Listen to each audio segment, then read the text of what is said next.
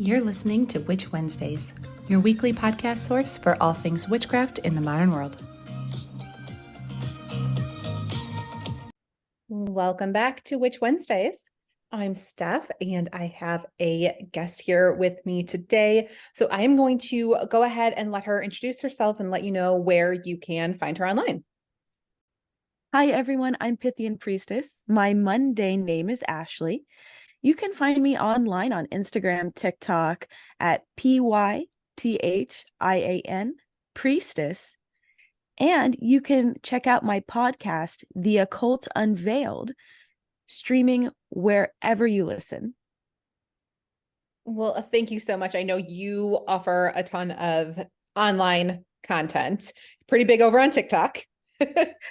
Yeah. TikTok was really where my whole witch life got started. Honestly, I was so private about it until 2019. I spent my entire life in the broom closet, as they say. And I am so excited to chat with somebody that's actually on TikTok because I myself I had social media burnout years ago. I just I totally get it. don't do it. I'm terrible at it. I mean, I have an Instagram, but like I never really do anything with it. And I have never downloaded TikTok. I'm just like, you know what? I cannot. So Wow, I'm even through excited. the pandemic, you are a fighter. Yeah, I was a fighter. I can't do it. I just refuse. But I know that Witch Talk is super popular. So I'm excited to have you on here and actually have somebody that has experience and does things on social media. That's great. Oh, thank you. Yeah, I'm excited to be here too. Do you find that overwhelming since you started sharing and it gained so much traction? I was really surprised. Um, I grew up in a culture where this was very shameful. You were supposed to you could have kind of new age-ish beliefs where they're like angels and like repeating numbers, but like hardcore occultism was very dangerous and considered to be evil. So that was like my private, literally, like I read this at nighttime when no one's around. A couple of my very close friends know I was kind of into it, but it exploding online was like beautiful, exciting, and also terrifying. Um, I I have been a teacher. I taught some undergrad classes. I was a teacher's assistant, and it's a natural gift of mine. And so sharing that content has been a lot of fun. I have something over like 2,000 videos over there. My content is very different now. I take a different approach, but I still teach in many ways. But if you want personal, like my lessons that I have an entire app that I'm launching where you can learn, hours with me on certain subjects. Oh, wow. That is a huge undertaking. Yeah, it was 3 years in the process. I've built over 50 hours of witch content ranging from beginners. I have something called the Empath Protection Kit for people who need to learn how to control their aura and their energy boundaries, the beginner and advanced witch apprenticeship in order to really walk your path. And that's been my goal, is to help people find authenticity in their path and not someone who's trying to scam them. You see that a lot online. Oh, you really do. And it's the absolute worst. It's one of my biggest pet peeves. Yeah, the impersonator problem is a huge issue. I've done things to combat it, and it's a struggle to know that people try to take advantage of those who are trying to be open and vulnerable. Yeah, it's incredibly frustrating. I'm very excited to hear that you are going to be offering all of that. That's amazing. Thank you. Yes, it's a dream I never thought I would be able to achieve in my young life. I expected to achieve that when I was like an old crone. So let's go back then. How did you end up where you are? Since you said that you did grow up in an environment where that was considered shameful and you had to find your own way in this occult world. How did that even begin for you?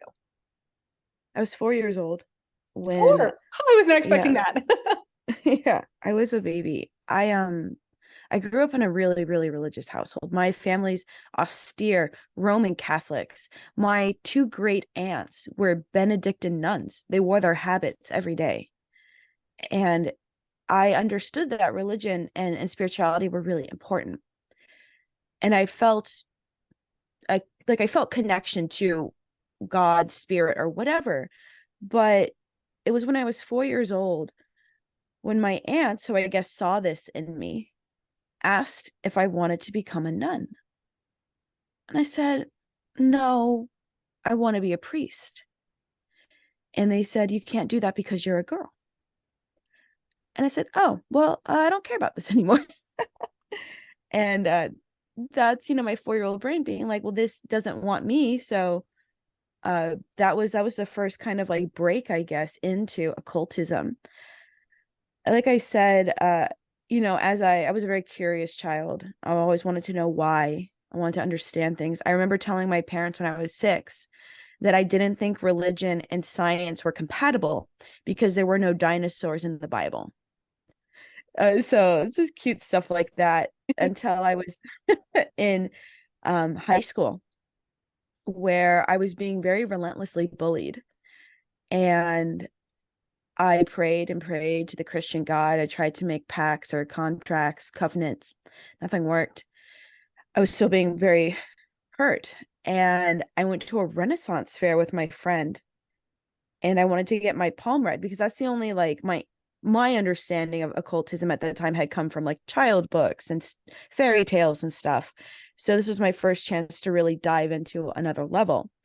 So the woman was an older woman, and she said, I told her like I wanted to know my future, I wanted to know about my life, and she said, well, why don't you do a tarot reading that's going to give you some more of that insight? And I said, oh, I don't even know what that is. So I decided to do both. I like splurged as a 14-year-old, and um I was obsessed with the tarot cards. I was like looking at them, and it was the Rider-Waite-Smith deck. And she was like telling me things about my life, about my like then boyfriend, like he was dangerous, and he was practicing demonology as like a child. And I like leaned over after the reading, and I was like, where do I get these cards? And I was ready to swim across oceans, climb mountains, like do whatever I needed to do to go get these cards. And she looked at me for a little while and said, you can go get them at Barnes and Noble. And my right, and my mind exploded. And that was like a huge moment for me. um I bought my deck. I had to hide them. I hid them in different like textbooks and stuff, like different, so they were scattered, they'd be hard to find.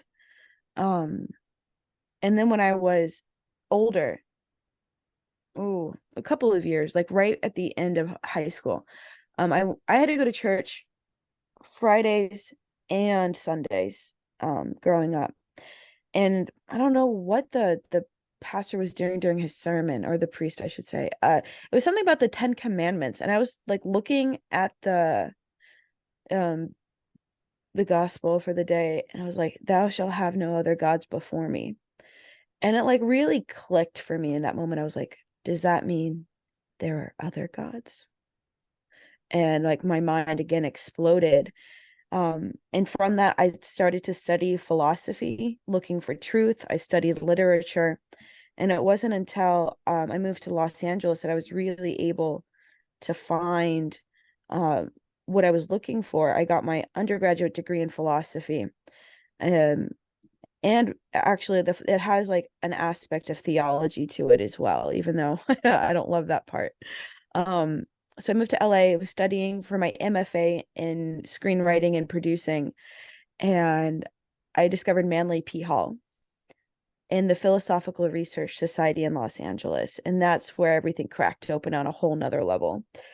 Um, so that's my story, my origin story.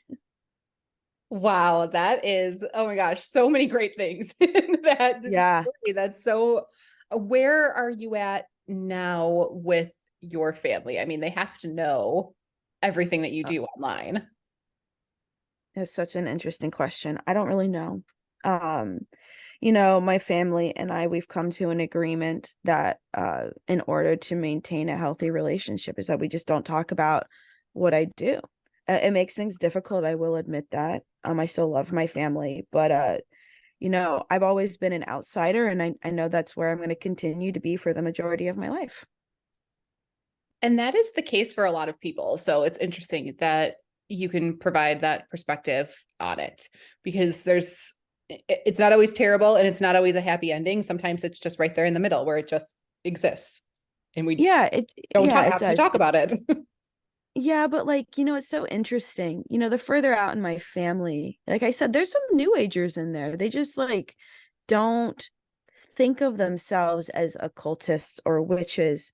But like, you know, my like extended families, some of them are cool with it. They like call me once in a while for tarot readings, which is kind of nice. Oh, that's interesting. Hmm. So what does your practice sort of look like now, considering that you do more ceremonial magic and you are an initiated priestess? What is that like? A lot. And it's not like I say it's a lot. Um it's daily. It's not rigorous, right? Like when we think of rigorous, or it's not it's not a sprint every day.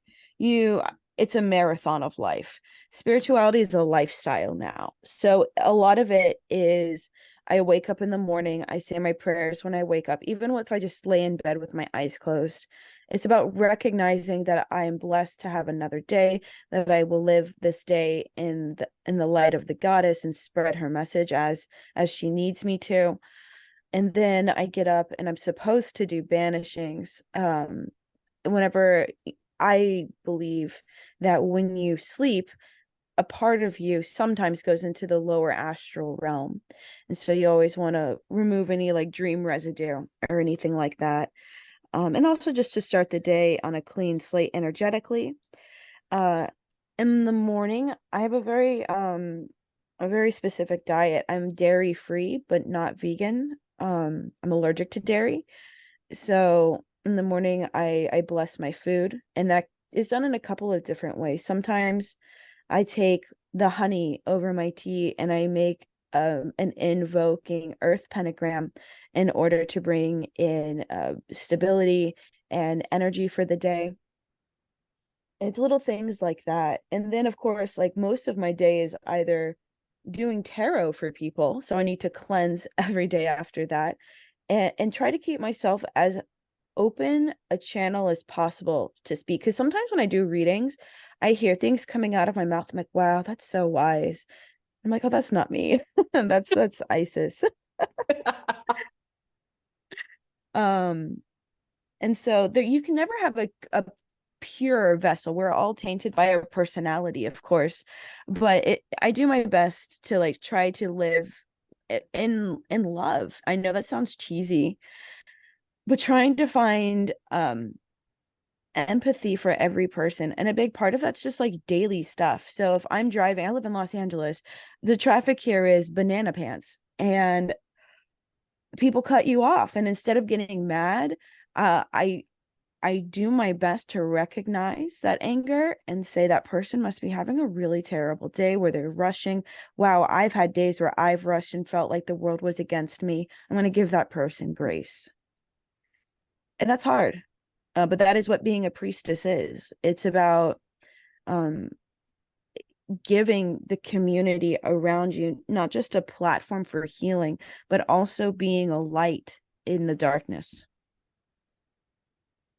That is incredibly hard. Our traffic is not great here in Chicago, but nothing like LA. So I can't even imagine. And I am not that nice of a person. I should take some lessons from you.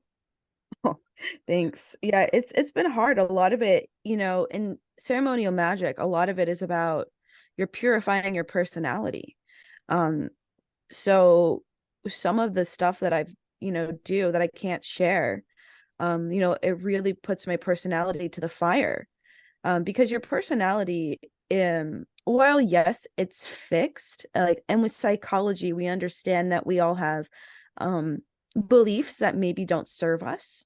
Uh, there are situations in our life that keep us stuck, and through that magic you push through it in a totally different way. It's like shadow work, but way more intense.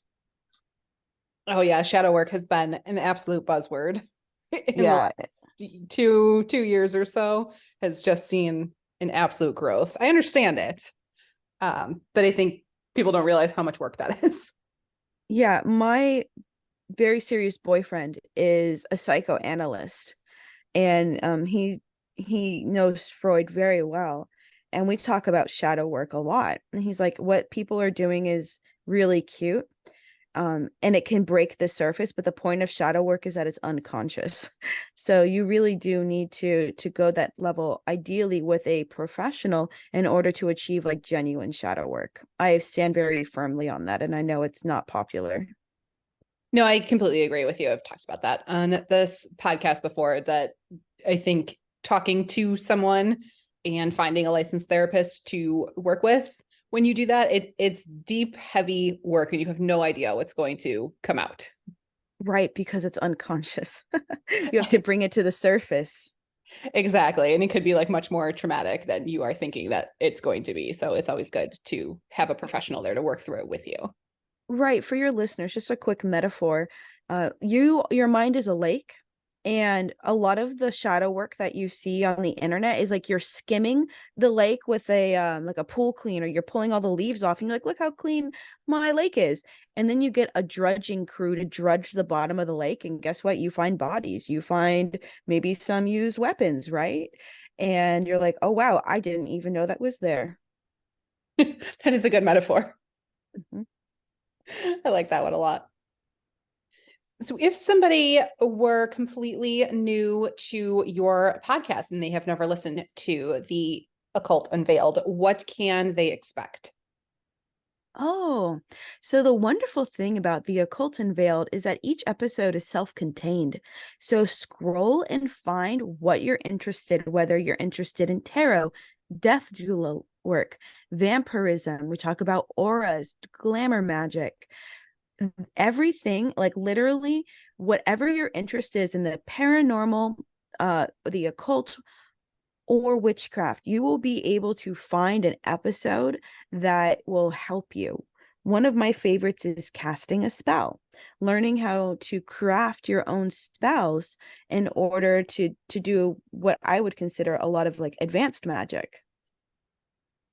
That sounds like a great one. Yeah, I'm looking for the episode number. That's episode 143. Awesome. And those all sound like great episodes, to be honest. Yeah. Yeah, All it's great topics. exactly. I also I really like the Q&As. Um I'm gonna be taking those and like turning them into like visual content as well, because I spent a lot of time diving into these questions that people would ask. One in particular was like, are starseeds racist? And I took a really deep dive. It took me about 2 days to get all of the relevant research in order to craft the answer to the question. And the answer is yes, in a sense, historically, and yes, in a sense, in the modern light, when you look at issues like QAnon and the Starseed Academy. Very Oh, innocent idea taken that must into have just, taken you forever to dive through. oh yeah, but it was something that I love doing that. I love helping find truth, and like that's something that I think unfortunately that word has been watered down significantly. The word truth with a capital T is the foundation and explanation of the universe around you. But most of us are looking at truth from a subjective place, a lowercase t. Absolutely. Do you find that in your tarot readings as well? Because I know that you offer those for people. Do you Mhm. find that people are not looking for that same kind of truth when you're doing these readings? Or are they like ready for it? Depends. Everyone's different. I'm very grateful that most of the people who come to me are seeking change. Sometimes people are just searching for validation of what they already thought. I've only had 2 or 3 clients in my professional career of 5-ish years, who like really did not want to receive the message. And I just kindly said, okay, I'll partially refund you and have a nice day. Well, that was nice of you. Yeah, you can't fight with people like that. Like, if you're not ready to hear the message, that's fine. You have it, but like I don't need that negativity being thrown at me. Completely fair. No, I mean it's hard because tarot's not always positive, and you really have to be prepared to accept all possible outcomes. Yeah, and I think I create a nice relationship with my clients, especially people who come to me regularly, where like we can be honest. Like I can point to, for example, I had a young woman, this is videos on TikTok, she recorded the session where she was asking what the problem with her relationship was. And I said, sweetheart, you're the drama. You're the problem. And she laughed. And she's like, yeah, I know. It's me. And that's so good though to be able to have that recognition. When you phrase it in like slang or a joke, it makes it easier for people to digest, I think. Yeah, I could see that absolutely. Easier for people to accept that. Yeah, yeah. And that way, like, it's so interesting. The mind, right? The mind doesn't always want to receive information that could be damaging or to the personality, or so it blocks itself. But humor is the trick in a lot of ways in order to get that story through to people. Anything that this whole sphere that we're in with the witchcraft and the occult is people who want to focus on like personal growth and like positively moving forward and development. That's kind of what drew them to this space in the first place, so I think they're like kind of ready to see where those problems might be, even if they are the problem. Yeah, like there are some people who are very self-aware, and that's exciting. And there are some people who use spirituality and the occult for escapism, and that's a big problem in this community. Oh yeah, that's true. I mean, when you're using it as maybe just like a side hobby, then it's something that you Yeah, escape into rather than like try to dive more deeply into like your personal self. exactly. Or people who are, what I've noticed is some people use spirit as a ATM, like give me this, give me that. And there's no real relationship with the outside force or the force inside of you. Spirituality and religion, witchcraft, it's not about getting stuff. It can be that if you need it, but on a much deeper level, it's about the relationship with yourself, with Mother Earth, and the spirit above. Yeah, and that takes time to cultivate those relationships. You are so right. You are absolutely right. It takes time. This whole area is a never-ending journey. Yeah, and that's what's beautiful about it and exciting. It is. I mean, I'm sure you're not in the same place that you were in 2019. I mean, Oh I don't think Lord, any of us no. are because of like the state of the world, but even beyond that, you grow as a person in that time. Absolutely. And I have a much better understanding of myself. I've done a lot of work, not just magically, but also through therapy. I've been in hypnotherapy. We do sessions about 6 to 8 at a time over the past 5 years. And I can definitely say that I have grown as a person who's learned to accept limitations about myself. Like there are certain things, especially with my body image, that's also a part of magic, right? You're working with your earth, with the material aspect. And I had an eating disorder. I didn't know that. I didn't know that until 2021, where I had to take a real hard look at my life and how I was nurturing myself. And that was a big step in my priestesshood, was stop being so vain. Interesting that came out for Mhm. you. Very. Oh. What advice would you give to somebody who is sort of just coming into this, or maybe like they've started and they're looking for the next steps. They're going to grow a little bit, but really beginner baby steps. What advice Yeah, would of you give course. to newbies in like sort of this occult sphere? Yeah, of course. I'd be happy to answer that. So, when you're starting out, the biggest thing to realize is that the magic doesn't come from tools and it doesn't come from a guru. It comes from yourself. It the magic lives within you and your connection to your highest self. You have to cultivate and work on that. It takes a really long time. Be patient. I also recommend getting a library card so you can check out books. You can use a wonderful app called Libby, Libby. I use it all the time. It's a library resource where you can check out digital books, audiobooks, magazines, all for free. So you don't have to spend tons of money on books. And that way you're not just relying on whatever's on the internet. Great. I live at my local library. My librarian always knows which books came in are mine that I like put on hold because they're all the witchy like occult books. Yes. It's like, yep, I knew these were yours. Here's your stack. But it's my favorite place. I love the library. Yeah, it's such an amazing resource. Our libraries are important hubs of our community that I hope I did not know how much libraries offered outside of just books. There's all kinds of things. Oh yeah, they're great. And I mean, both of us are in big cities, so we have probably more I know resources than small towns, yeah. but still, any library has great resources. Yeah, one of my besties, she works in Indiana at a library and they offer all kinds of stuff. There's workshops too. You'd be surprised. There are a lot of open-minded people at your libraries. It's a good place to be. The other piece of advice that I would offer is if you decide to pick a path, a specific path that does require mentoring, do your best to find somebody. Now, that comes with its own challenges, right? Because that's like trusting another person with your spiritual well-being. But again, I would say that's necessary if you're planning on going into something like ceremonial magic or even an indigenous practice. Always have an elder to assist you. Oh yes. And I'm sure that you had mentors along the way since you were initiated. I've had many mentors in my life, and I'm very grateful for all of them.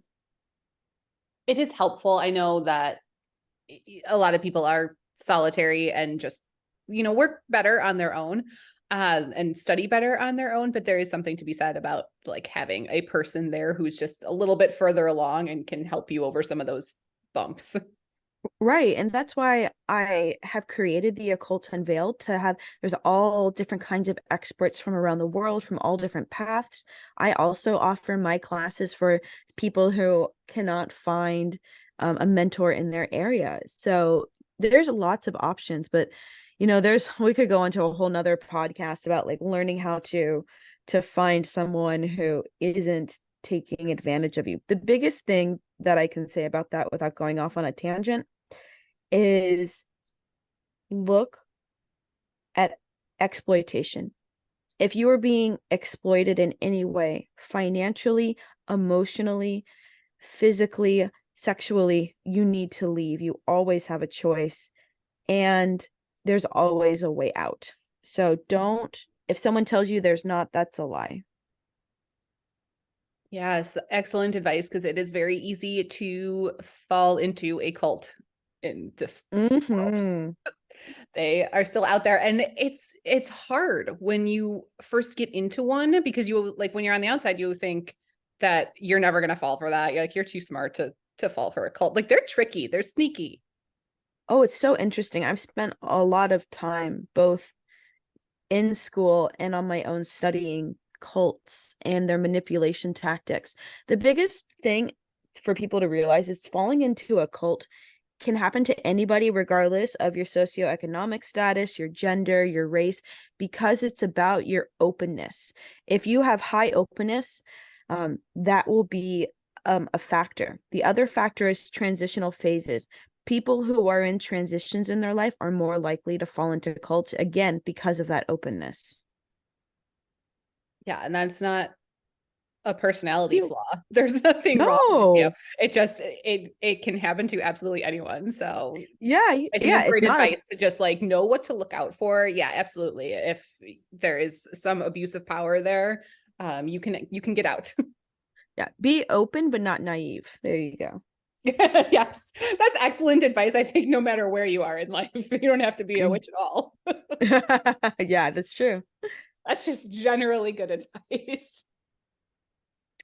Well, I know that you talked about the app and your podcast and everything. Do you have any other projects coming up that you would like to chat about?